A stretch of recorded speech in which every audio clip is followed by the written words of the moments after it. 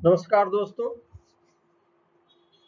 Covid pandemic ने भारत ही नहीं पूरी दुनिया को हिलाकर रख दिया है। सेकेंड वेव इसकी बहुत ही खतरनाक है और इंडिया में काफ़ी एडवर्स सिचुएशन पैदा हुई, जहाँ पर लंग लोगों का इन्फेक्टेड हुआ और लंग इन्फेक्टेड होने से एक डिमांड बढ़ी ऑक्सीजन की, मेडिकल ऑक्सीजन। डेफिनेटली ये लाइफलाइन है। लोगों को अपना जान बचाने के लिए ऑक्सीजन किसी भी तरह से खरीदना पड़ा, कैसे भी लेना पड़ा और ऐसे में काफ़ी लोगों की जान ऑक्सीजन के बिना चली भी गई। इस बीच हम अपने 15 इयर्स केमिस्ट्री टीचर के करियर में फर्स्ट टाइम देखे कि बहुत सारे पुराने से पुराने स्टूडेंट्स और काफ़ी लोगों ने फ़ोन करके, अरे सर हम तो ऑक्सीजन गैस घर पर भी बना सकते हैं क्या? हमारे पापा एडमिट है, हमारे रिलेटिव एडमिट है, हम ऑक्सीजन गैस बना सकते हैं, कैसे किसी तरह से कर सकते हैं? तो मैंने उन सबको सजेस्ट किया कि ऐसा आप कुछ नहीं कर सकते, घर पर आप नहीं करेंगे, क्योंकि इन सब का एक सेट प्रोसीजर है और जरा भी इम्प्योरिटी जो इनहेल कर रहा है किसी भी व्यक्ति को देना है, वो वहां पर नुकसान कर सकती है। इस बीच में ये देख रहा हूँ यूट्यूब पर एक तरफ से चैनलों की भरमार आ गई है, मेडिकल ऑक्सीजन गैस घर पर बनाए, मेडिकल ऑक्सीजन गैस घर पे बनाए। कोई बोतल लिए अपने मुंह में दिखा रहा है, कोई और जुगाड़ टेक्नोलॉजी बता रहा है, घर में 2 मिनट के अंदर ऑक्सीजन गैस बनाए, कोविड पेशेंट की जान बचाए।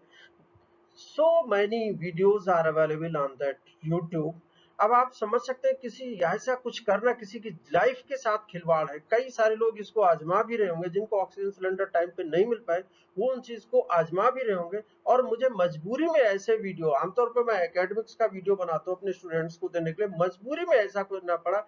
Being a faculty of chemistry, it's my responsibility to make you aware of all these things. हम आपको चर्चा करने चल रहे हैं कि क्या हम ऐसा कुछ कर सकते हैं कि जो घर पे ऑक्सीजन बना सकें।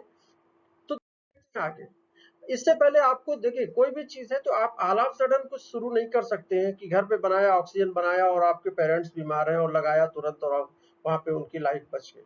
नहीं, आप पहले चीजों का बैकग्राउंड समझ लीजिए और क्या कर सकते हैं या नहीं उसी पे डिसाइड करिए। जो एयर है, हम लोग एयर इनहेल करते हैं, वहां पर 78% से ज्यादा, आमतौर पे अप्रोक्सीमेट 80% यू कैन से, वो नाइट्रोजन होती है। नाइट्रोजन इरिएक्टिव गैस है, वो कोई भी रिएक्शन नहीं करने जाती है।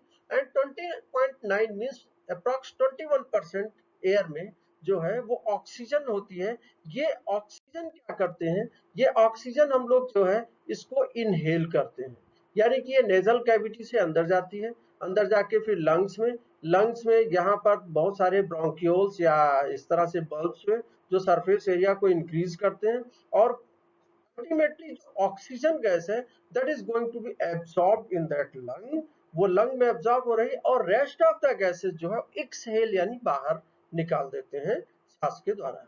ठीक है। अब प्रॉब्लम कोविड सेकेंड वेव में यहीं से ज्यादा शुरू हुई। वो क्या कि लोगों के लंग इन्फेक्टेड हो गए, लंग में पैचेस हो गए और लंग की फंक्शनिंग जो है वो अप्रोक्सीमेट बंद हो गई या कम हो गई।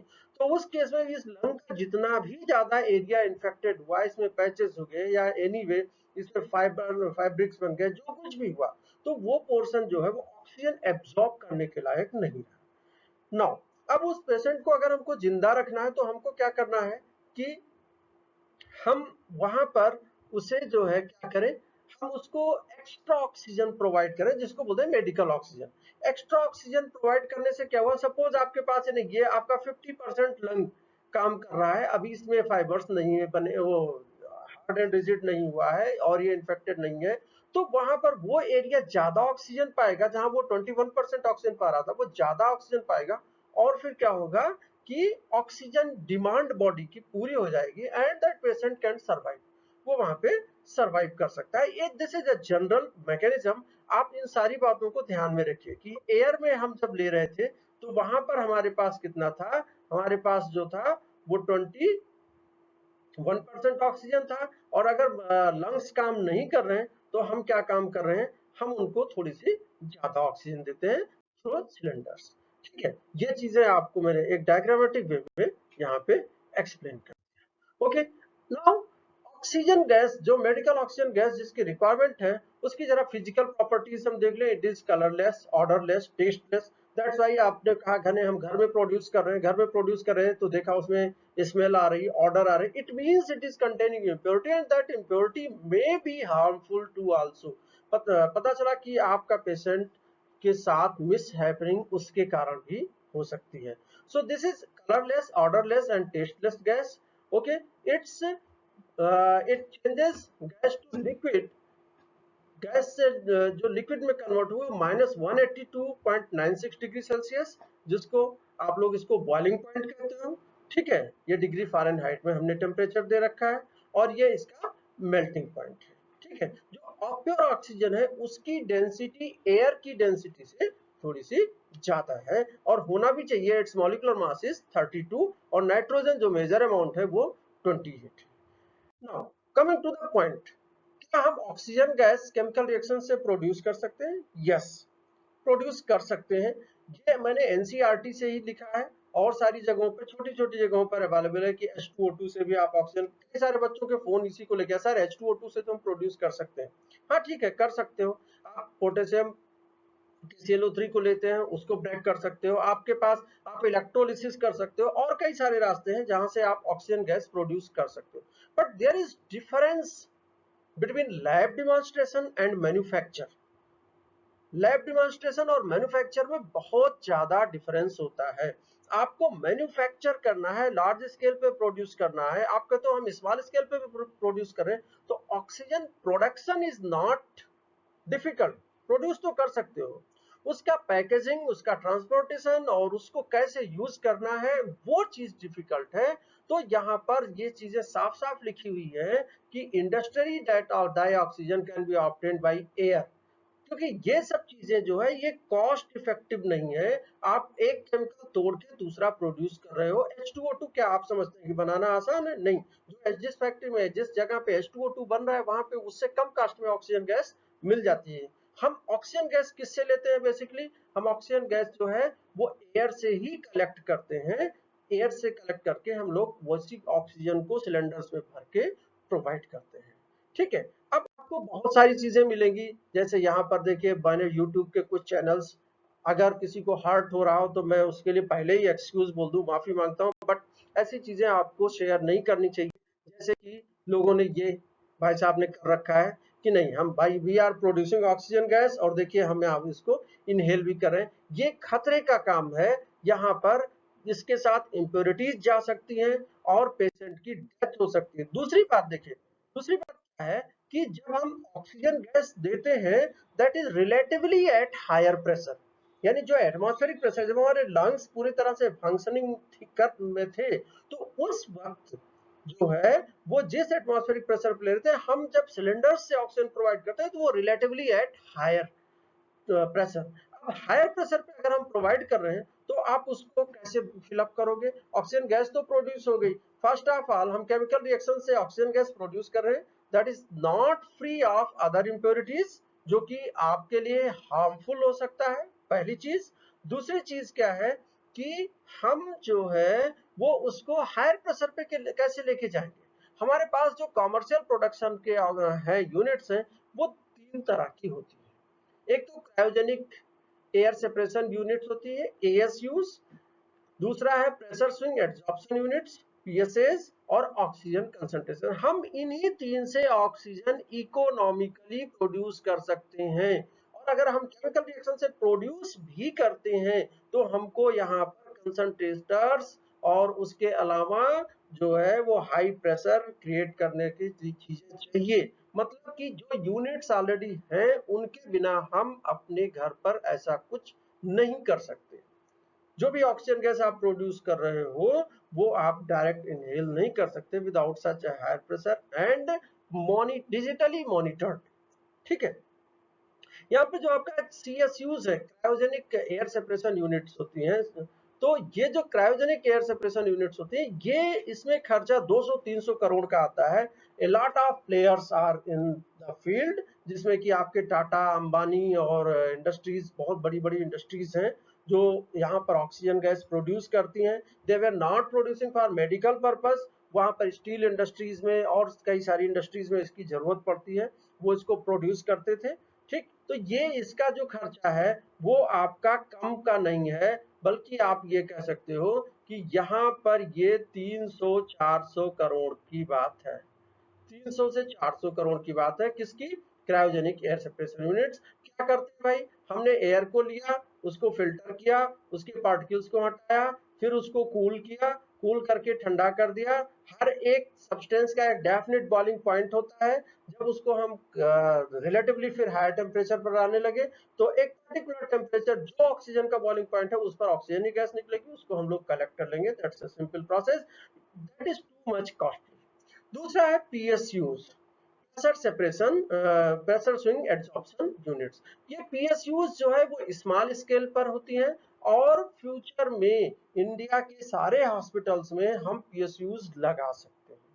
ठीक है, यहाँ पर हम क्या काम करते हैं कि हम एयर से ही एयर को वहां पर कलेक्ट करते हैं, कलेक्ट करके उसको फिल्टर करते हैं, उसके डस्ट इम्प्योरिटीज जो भी मेजर इम्प्योरिटीज हैं उन सबको हम हटाते हैं।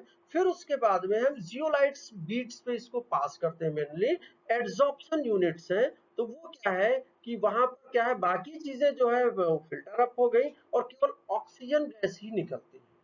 ठीक है, ऑक्सीजन गैस ही जाती है, बाकी चीजें वहां पर एब्जॉर्ब हो जाती है, वहां पे वो पास ही नहीं हो पाती उस बीट से, वो वहीं पे रुक जाती हैं। ये पीएसयूज जो है वो कुछ एक सेंट्रल यूनिवर्सिटीज में हो सकती हैं लगी हुई, सीएसआईआर लेबोरेटरीज में जहां हम लोगों ने काम किया है लगभग सारी लेबोरेटरीज में है, और वो भी आईआईटीज में है। इन सभी जगहों पर वो ऑक्सीजन के लिए नहीं थी, ऑक्सीजन प्रोड्यूस करना केमिस्ट्री लेबोरेटरी या इन सब में कोई जरूरत नहीं थी।